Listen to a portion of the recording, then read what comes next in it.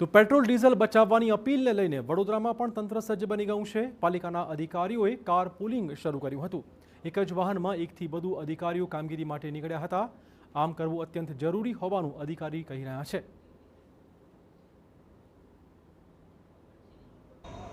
Middle ઈસ્ટના દેશોમાં યુદ્ધની પરિસ્થિતિ અને તેવાની વચ્ચે જે પ્રકારે ક્રૂડ ઓઇલને લઈને વડાપ્રધાન દ્વારા તમામ લોકોને ઈંધણ બચાવવા માટેનું જે અભિયાન કહેવામાં આવ્યું હતું, અપીલ કરવામાં આવી હતી, તેને લઈને વડોદરા મહાનગરપાલિકાના જે કર્મચારી અને અધિકારીઓ છે તેઓ એક જ વાહનનો ઉપયોગ કરી અને પોતાની જે ફિલ્ડ વિઝિટ છે તેના માટે પહોંચી રહ્યા છે। વડોદરા મહાનગરપાલિકાના રોડ વિભાગના એક્ઝિક્યુટિવ એન્જિનિયર આપણી સાથે હાજર છે અને એડિશનલ સિટી એન્જિનિયર ધાર્મિક દવે આપણી સાથે હાજર છે। વાત કરીશું ધાર્મિકભાઈ, જે રીતે વડાપ્રધાન દ્વારા અપીલ કરવામાં આવી હતી ઈંધણ બચાવો, તેવાની વચ્ચે આપણે આપણા કર્મચારીઓને અને અધિકારીઓને સાથે લઈને એક જ વાહનમાં ફિલ્ડ વિઝિટ માટે નીકળ્યા છે, શું આશય?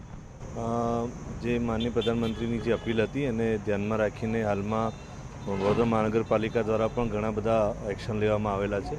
કમિશનર શ્રી સાહેબ દ્વારા પણ પરિપત્ર કરવામાં આવેલો છે, જેમાં લાઇટ, પંખા, વીજળી વપરાશમાં પણ કરકસર અને એમાં બચત કરવાની સાહેબની સૂચના છે। એ મુજબ પણ તમામ વિભાગોને સૂચના આપવામાં આવેલી છે।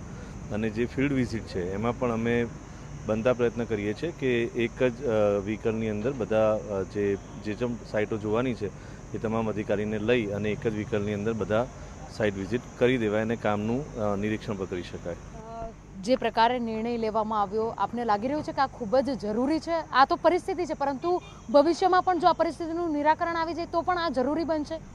ખૂબ જરૂરી છે। એમ બી આ નેચરલ રિસોર્સિસ છે, જેટલું આપણે બચાવીશું એટલું આવનારા સમયમાં આવનારી પેઢીઓને આ ઉપયોગમાં આવશે।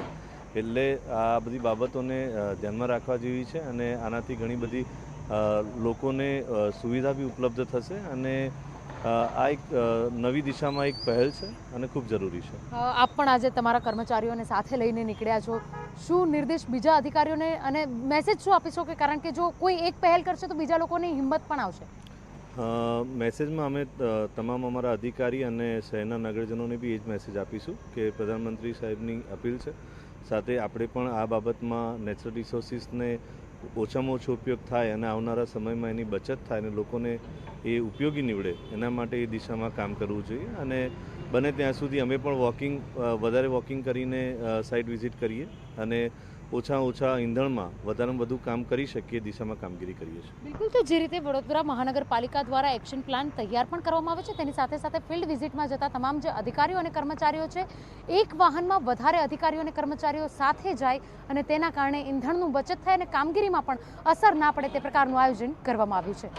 કેમેરા પર્સન રોહિત ગોયલ સાથે અંજલિ ઓઝા, TV9 વડોદરા।